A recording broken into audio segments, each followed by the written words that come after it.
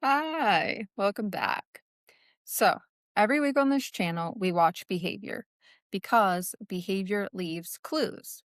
And if you watch those clues long enough, they become patterns. This week, we're watching the money because money has a behavior too.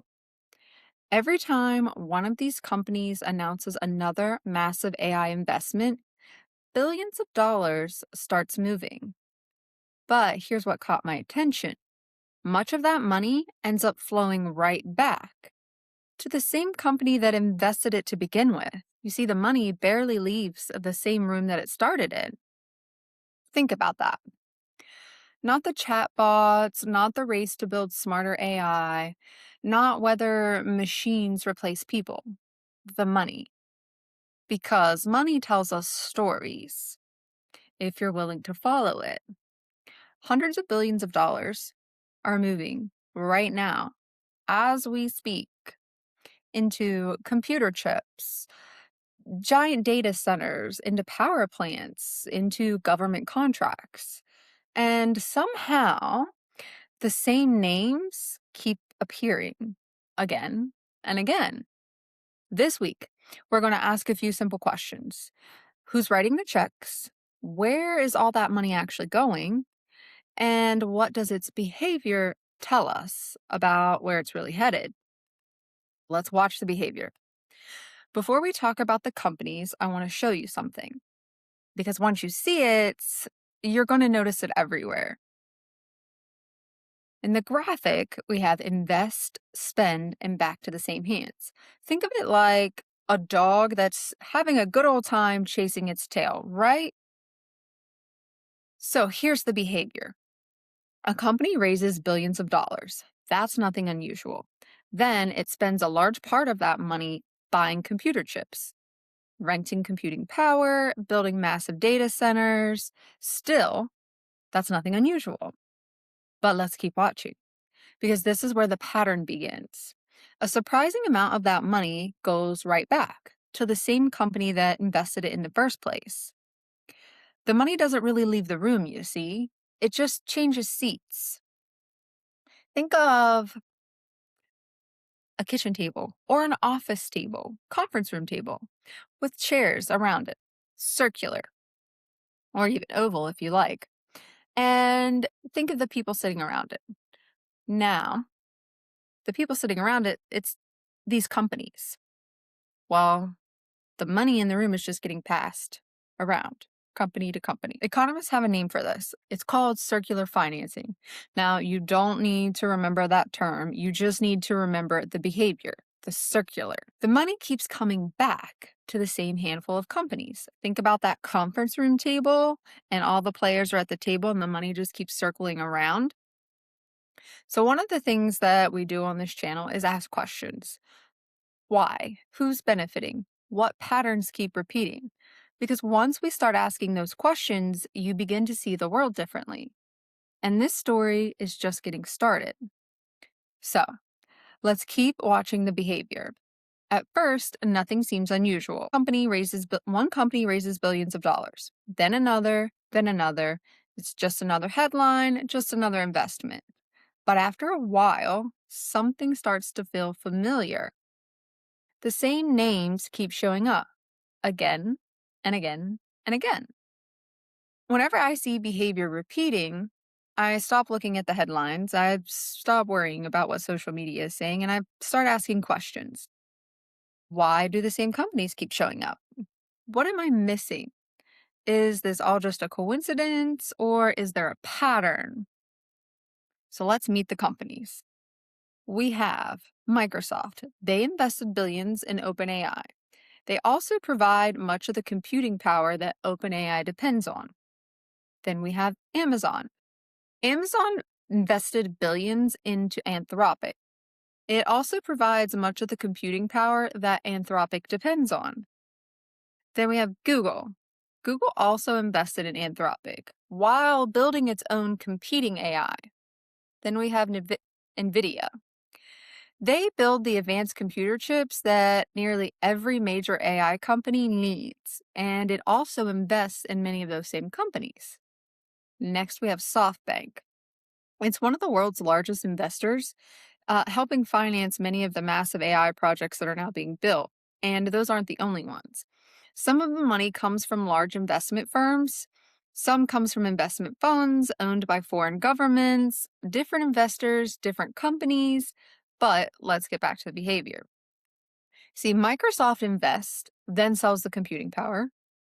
Amazon invests, then sells the computing power. NVIDIA invests, then sells the computer chips. Do you see it? The same companies that are investing are also supplying many of the things that these companies need. That doesn't automatically mean that anything is wrong. Behavior isn't evidence of guilt, it's evidence of a pattern. And patterns are worth paying attention to because they help us understand how a system actually works.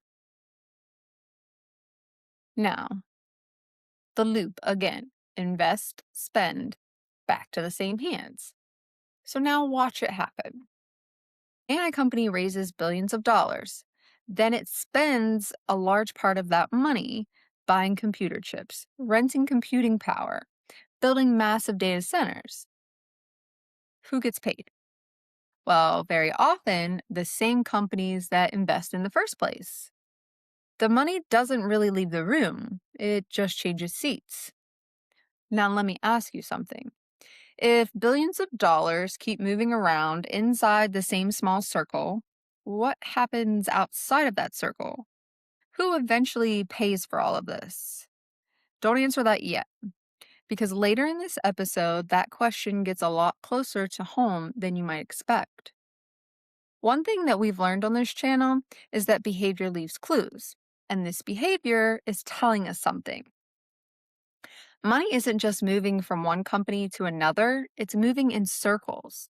Now, that doesn't mean that anyone is doing anything illegal, okay? But it does tell us something about how the system works. You see, the companies that are funding the AI race, they're often the same companies supplying the tools needed to run it. That's a behavior that's worth paying attention to. Because the next thing that happens is when the story gets even bigger. The money doesn't just stay inside the financial world anymore, it starts changing in the physical world. Power plants, land, electricity, entire communities. And that's where this story starts getting a whole lot closer to home for us. So far, we've been watching the behavior.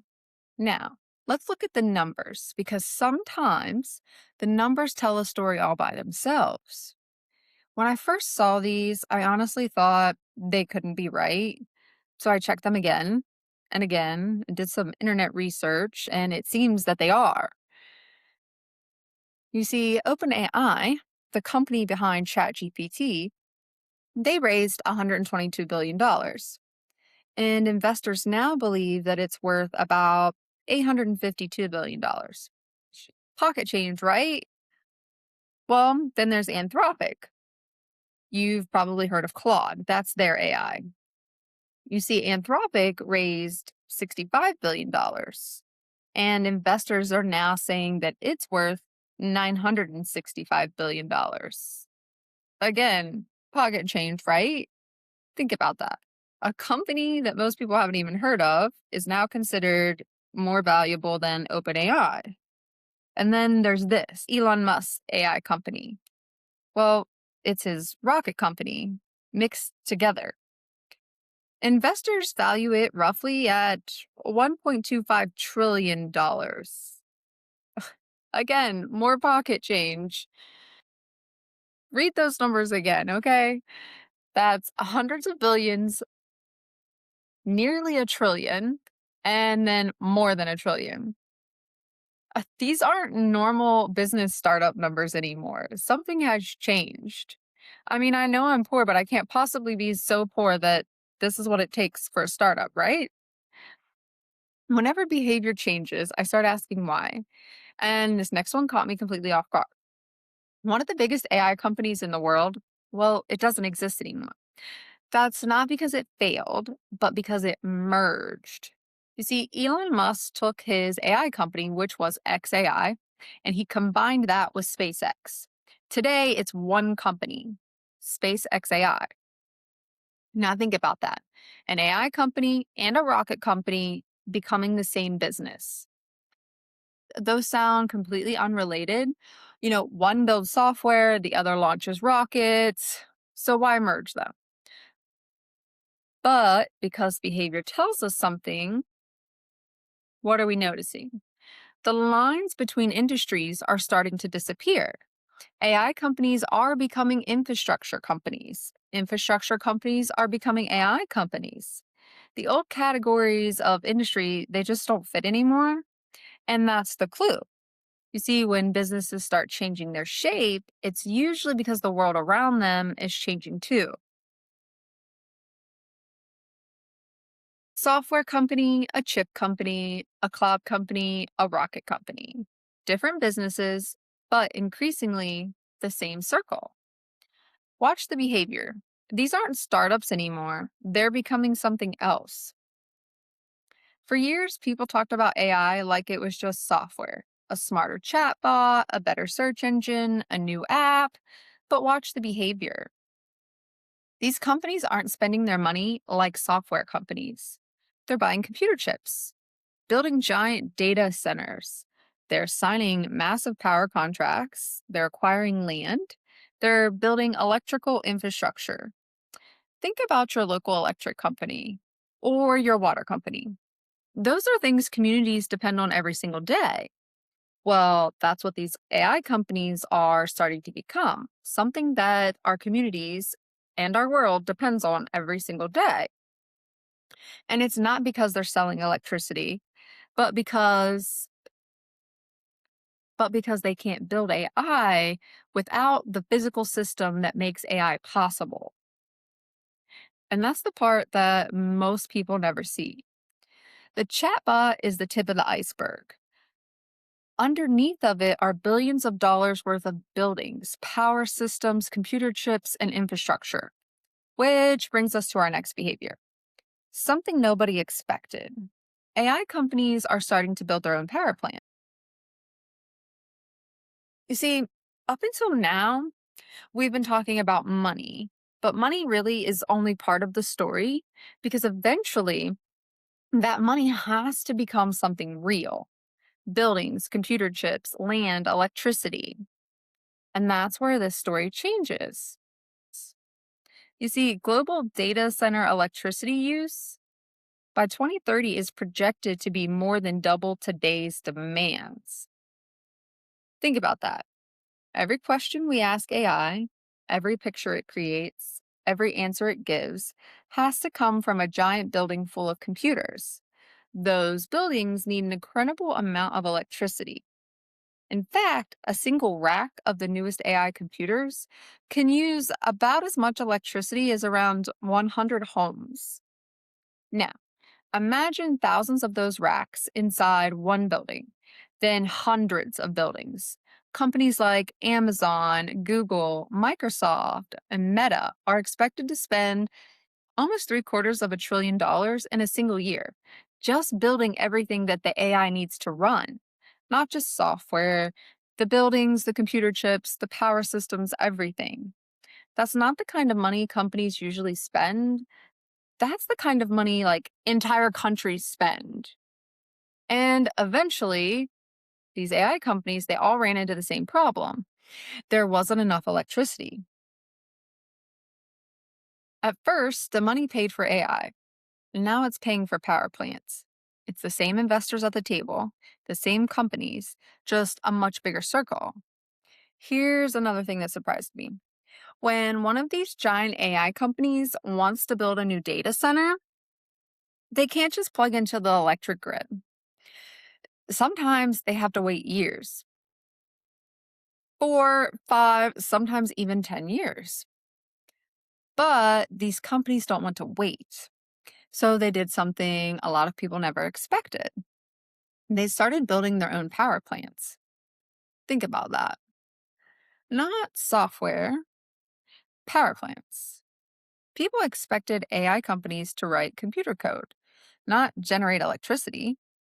But that's exactly what's happening. Instead of waiting for the local electric company, they're building power systems right beside their data centers. Sometimes the electricity never even reaches the public grid. It goes straight from the power plant into the computers. Engineers call that behind the meter power. You don't need to remember that name, just remember the behavior. They're building their own electricity. So we have different power sources. We have natural gas, fuel cells, batteries, nuclear, and solar. Different companies are making different choices, but they're all trying to solve the same problem. How do you get enough electricity fast enough to keep building AI? One place makes this impossible to ignore. You see, near Memphis, we have SpaceX. SpaceX AI built one of the largest collections of on site gas turbines in the country, enough electricity to power a small city. Think about that. A company that builds AI is now operating something that looks a lot like a power company, and not because it wanted to, but because waiting on the electric grid would have taken too long. Behavior tells us something. When software companies start building power plants, they've stop acting like software companies. They'll even pay more for that electricity just so they don't have to wait. That's how valuable speed has become. Watch the behavior. AI companies aren't just building smarter computers anymore. They're helping reshape the country's electrical infrastructure. You see, the money didn't stop at the data center. It kept moving into power plants, into land, into electricity. Same circle, just getting bigger. Now, ask yourself something. If these companies are using more and more electricity and building faster than the public grid can keep up, who eventually pays for that? Because the answer is probably closer to home than you think. So, we've spent this whole episode so far following the money. Now, let's follow the consequences. Remember earlier when we talked about all these new AI centers needing electricity? Well, they're all trying to connect to the same power grid that the rest of us are using, and that's becoming a problem. You see, companies want more power, the grid can't keep up, and some of that cost is getting passed on. Think about it this way. Imagine your neighbor has one water line and it works just fine. Then suddenly someone builds a factory next door, and that factory needs 10 times more water than everyone else. Eventually, the water system has to be upgraded. New pipes, new pumps, more capacity. Those upgrades cost money. And the question is, who's paying for them? That's the same question electric companies are starting to face. AI companies are asking for so much electricity that power companies have to expand the grid, build new transmission lines, upgrade substations, increase capacity. Some of those costs don't stay with the tech companies. It seems like they are starting to eventually show up on everyone else's electric bill. Let's talk Texas. Companies asking to connect to their power grid more than tripled in about 1 year. In the eastern United States, the cost of guaranteeing enough electricity jumped more than 10 times higher. Independent experts say data centers were responsible for more than half of that increase. Think about that. The behavior changed. Companies started demanding far more electricity than the grid was built to deliver. The grid has to respond, and responding costs money. Some experts believe that unless the way costs are shared changes, families in some areas could eventually see higher electric bills because of the upgrades that are needed to support all of this new demand. Now, that isn't happening everywhere, and exactly who's paying depends on where you live and how regulators handle those costs. But here's the behavior worth watching. The demand keeps growing, the upgrades keep growing, and somebody has to pay for them. This is where the story stops being about Silicon Valley and starts being about your community, my community, your local power company, your monthly electric bill. Because once a behavior reaches your wallet, it's no longer somebody else's story, it's yours. Up until now, we've been talking about companies, but the behavior changed. Governments started showing up too. For years, our governments mostly watched. They kind of refereed. They made the rules. They enforced the laws. Well, not anymore. Now they're becoming more like customers and players.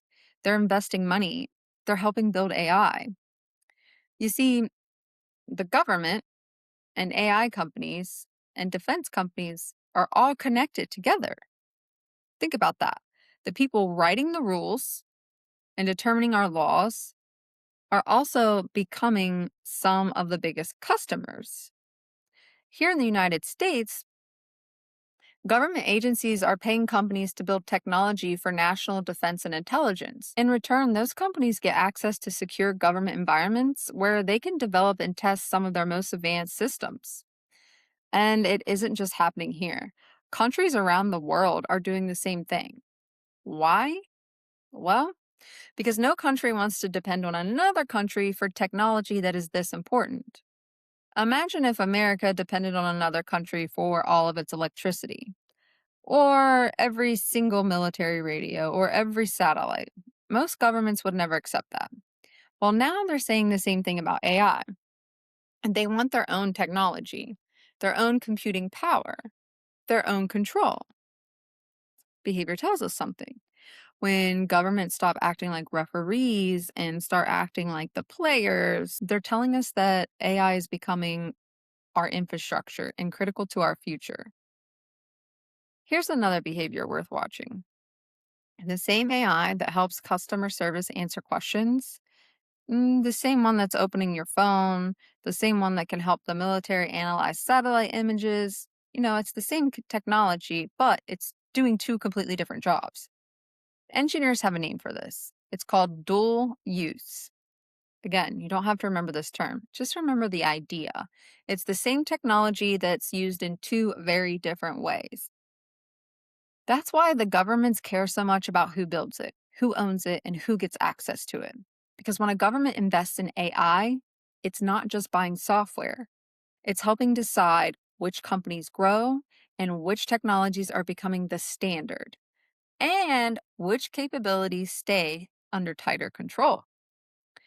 Watch the behavior. Countries aren't investing billions of dollars because they think AI is just another app. They're investing because they believe it will shape their economies, their security, and their future. Now, whether they're right or wrong, their behavior tells us what they believe. And behavior usually tells us more than the press or social media ever will. We've been talking about companies, but some of the money doesn't come from companies at all. It comes from governments, not through taxes, through investments. Some of the largest AI companies in America have accepted money from investment funds owned by foreign governments. Um, let me say that again. Okay? For all of us. Some of the largest AI companies in America have accepted money from investment funds owned by foreign governments. Countries like the United Arab Emirates, Saudi Arabia, Singapore, and others. These governments aren't just investing in real estate anymore, they're investing in artificial intelligence. Now, that doesn't automatically mean anything is wrong. Countries invest all over the world. Companies raise money from investors all over the world. That's completely normal. But here's the behavior worth watching. Some of the same companies describing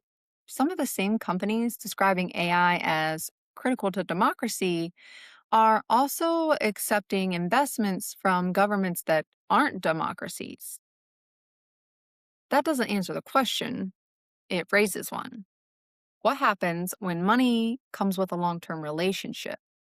Not necessarily control, and we're not necessarily saying influence either, but relationships, well, because relationships have a way of shaping decisions over time, these behaviors are leaving clues. And that's a clue worth paying attention to. Again, the pattern invest, spend, back to the same hands, kind of like the dog chasing its tail. Companies, chip makers, cloud providers, governments, investment funds, different names, different roles, but increasingly the same circle. So, one of the things that I want to try to do on this channel is ask better questions. Not because we already know the answers, but because good questions lead to better understanding. So, here are the questions that I keep coming back to. If AI doesn't grow as fast as these investors are expecting, well, who's carrying the financial risk? And how much of today's demand comes from people using AI, and how much comes from companies investing in one another?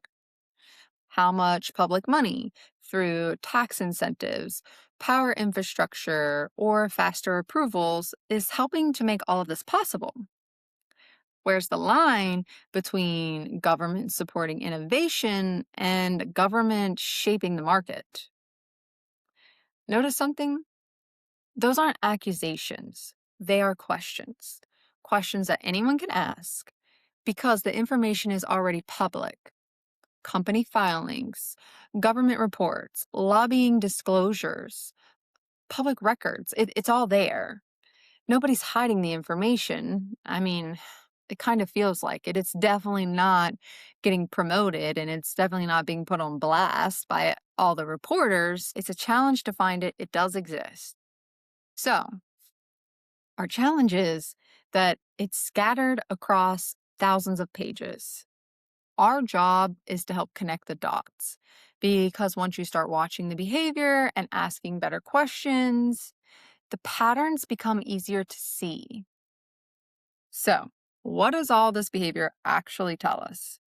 Well, let's go back to where we started. The entire episode, we've been watching behavior, not headlines, not opinions, behavior. Only a handful of companies can afford to compete at this level. AI isn't just software. It now depends on massive buildings, computer chips, and enormous amounts of electricity.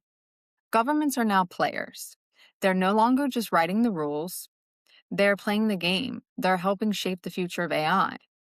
The circle is getting smaller. There's fewer companies, fewer suppliers, and more influence, more concentration.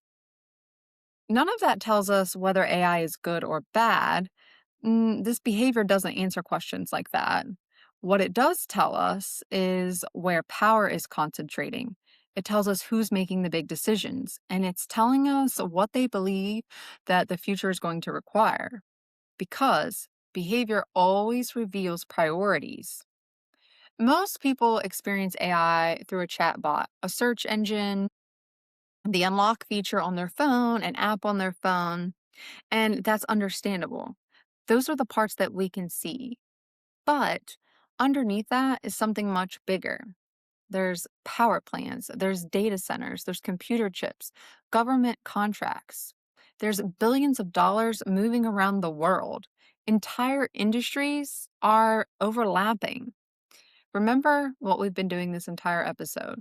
We watched the behavior, we asked better questions, we found the patterns. And once you see that pattern, it's hard to unsee it. That's really what this channel is about.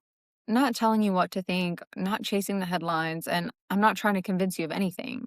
I'm trying to slow it down, watch the behavior with you so we can ask better questions, and trying to give you the information you need so you can see clearly and think for yourself. Because that's how regular, ordinary, everyday people like us begin to understand these complex, extraordinary systems. So, the next time you hear about another $1 billion AI investment or another massive data center, another government partnership or government contract, don't just ask what happened, ask what behavior am I seeing? Because behavior leaves clues. Patterns reveal systems, and systems are quietly shaping the world we live in. So remember, watch the behavior, ask better questions, find the pattern. I'll see you guys next time because the next pattern, it's probably already happening and it's probably closer to home than you think.